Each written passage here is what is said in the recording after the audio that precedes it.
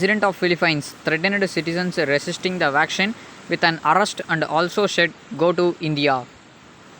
Former US President Donald Trump will hold Save America rally on July 3 in Florida, which will conclude with a huge fireworks. Singapore's public prosecutor filed an additional 105 charges against the founder of collapsed oil trading firm Hin Leong. Stand-up comedian and actor Jerry Seinfeld will act and direct a Netflix movie Unfrosted about the creation of Pop-Tart. John McAfee, creator of McAfee antivirus software, found dead in jail near Barcelona. WHACKD tattoo on his arm goes viral. Pakistan Prime Minister Imran Khan has again sought the intervention of the US to settle the Kashmir issue with India. PM Narendra Modi would discuss restoration of J&K's statehood when he meets mainstream political parties from the region. Amazon.com will face challenges during its annual Prime Day as more merchants piggyback on the online sales event. Australia will have a new deputy prime minister after Barnaby Joyce won a leadership contest in the National Party. Pakistani Foreign Minister Azam Qureshi once again raised eyebrows after falling to term Osama bin Laden as a terrorist. Cryptocurrencies, a big business in China, tumbled on Monday as China's curb on Bitcoin mining expanded to province of Sichuan. According to known tipster Max Weinbach, Samsung has already started work on Android 12 for the Samsung Galaxy S21 series.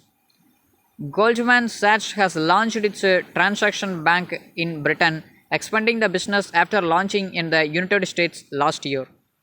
American scientist leading a research wing says lack of preparedness has been the greatest failure of the collective ecosystem. Reece Walsh has been thrust in state of origin debut named fullback for Queensland in must-win Game 2 at Suncorp Stadium. President Joe Biden's special envoy hopes for a positive reaction from the North Korean leader for both dialogue and confrontation. Philida Barlow will install a sculpture called Act at Highgate Cemetery in London to reappraise the cemetery and its monuments.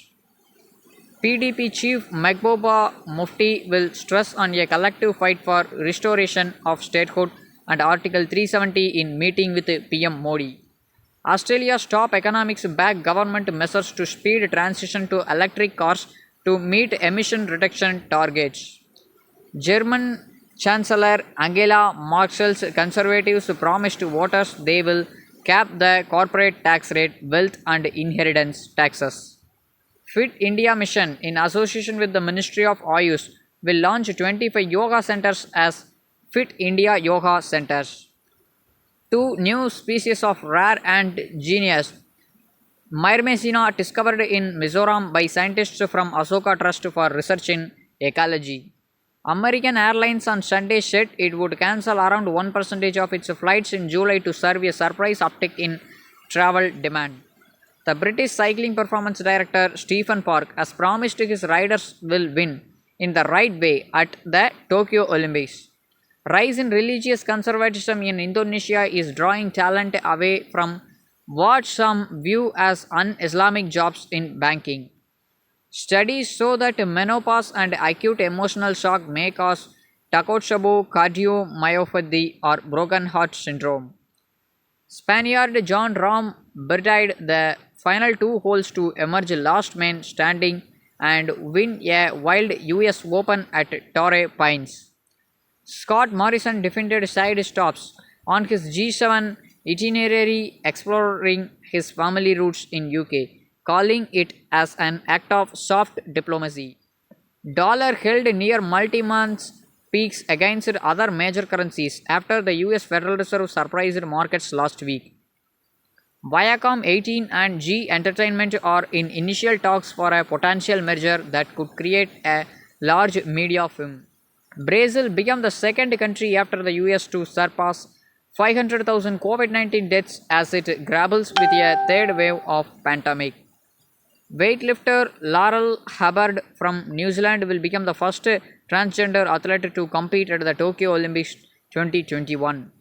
India women's team skipper Mithali Raj said the draw against England in one of test gave her team a big psychological boost.